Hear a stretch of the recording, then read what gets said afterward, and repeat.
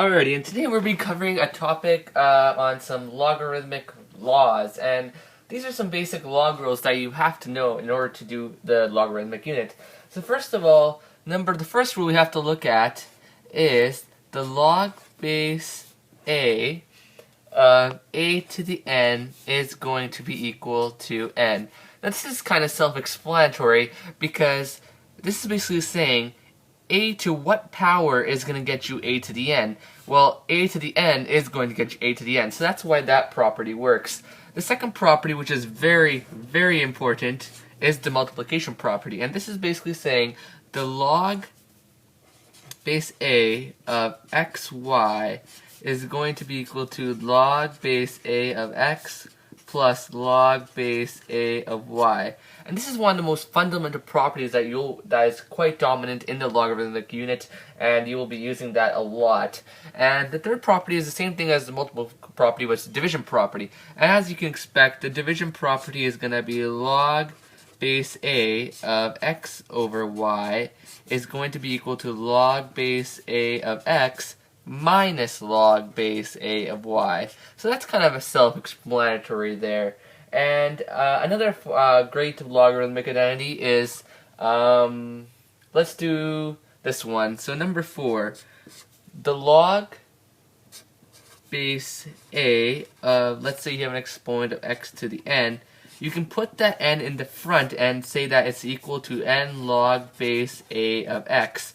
That's an equivalent expression. That's just, there's no proof to it, but basically you have to take that power and you can put it on the front of the logarithm and it will give you the equivalent expression. And so that's kind of it for log rules. And let's get down to, so now, after this one, so these are basically the log laws, and we have to use these laws to solve exponential equations. That's what the whole logarithmic unit is about. So let's do some examples.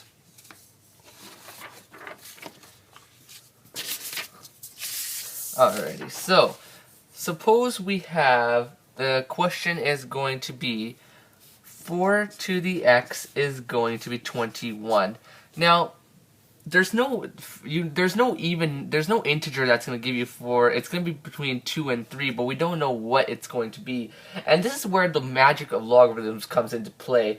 What we have to do to solve these type of equations is what we're going to do, we're going to log both sides. So this is going to be the log, and we're just going to log both sides. So this is going to be, just going to put everything in logs, and we're going to log base of 21.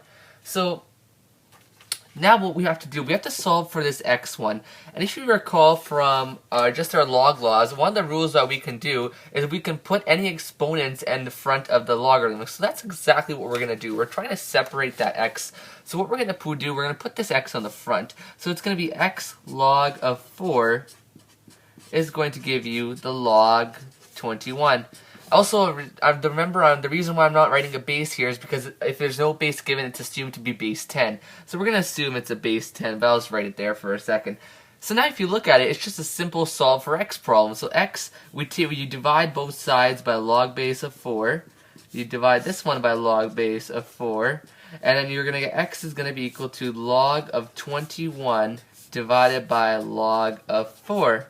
And that's how you solve that expression. Now, if you go on your calculators right now and punch in log 21 divided by log of 4, that and then you do 4 to that answer, it's going to give you 21. And that's the magic of logarithms, and that's why they were invented, to solve these exponential equations without using a calculator.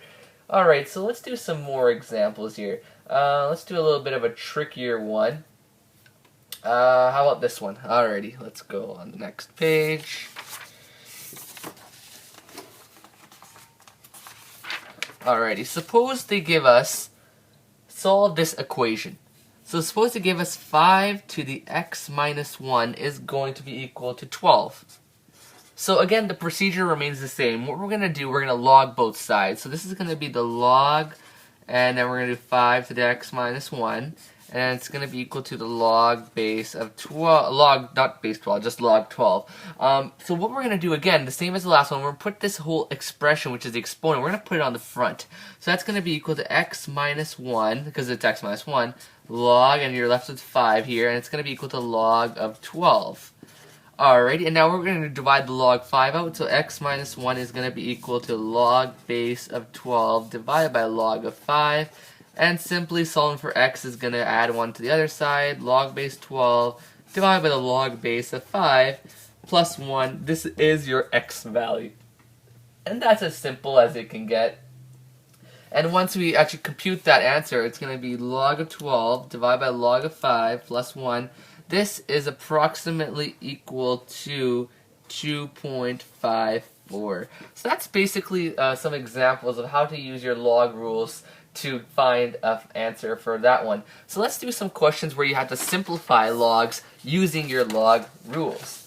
Suppose we're given simplify this question and write as a single logarithm. It's going to be log of, let's do log of 4 plus the log of 2. So what are we going to do to this one? So you remember we have to combine those, we have to simplify that, it says. So what we're going to do, we're going to use our addition, or we're going to use, because this is an addition, so we're probably going to look at this identity right here. It states that if we have log of 4 and log of 2, we can put that come together as together and in the multiplication property. So what we can write this example as, we can write this as a log of 4 times 2, which is going to be 8.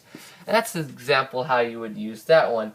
So let's do another example here. So let's do, suppose you have, and the textbook asks you to write this as a single logarithm. So you're gonna have, this is the question, log base a of 2 plus the log base a of x minus the log base a of y. Now this is using a combination of addition and subtraction, and looking back to our logarithmic sheet, addition and subtraction, it's a mixture of multiplication and division. So what you're going to go about this, anything that's being added, it's going to be being multiplied. Anything you have minus symbols in front of, you're going to be dividing by it. So what you're going to get in this case is going to be the log base a of, because this is being multiplied, so you're going to multiply those together, so it's going to be 2x. And because this one is minus log base of y, you're going to put the y on the bottom, you're going to divide by y. And that's how you would do that example. So those are just some examples using the basic log laws, and I'll be making some more complex examples further on. Thank you for watching.